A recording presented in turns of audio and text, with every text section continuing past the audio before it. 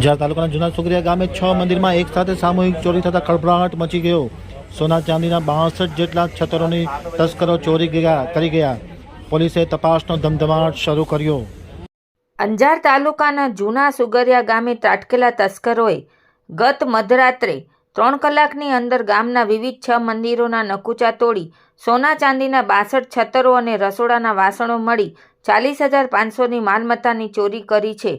મંગળવારે રાત્રે બનેલા સામૂહિક બનાવ અંગે મોડી રાત્રે અજાણ્યા તસ્કરો સામે અંજાર પોલીસ મથકે ફરિયાદ નોંધાઈ હતી। ગામમાં રહેતા જીવાભાઈ ગુજરિયાએ પોલીસને જણાવ્યું કે મંગળવારે રાત્રિના અરસામાં ચોરીનો બનાવ બન્યો હતો।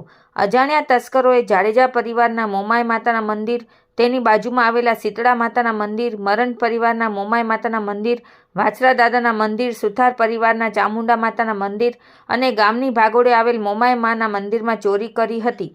સૂત્રોના જણાવ્યા અનુસાર મંદિરમાં ચોરી કરનાર 2 આરોપીઓ પોલીસના હાથ વેતમાં છે। રિપોર્ટ ભારતી માખીજાણી, અંજાર।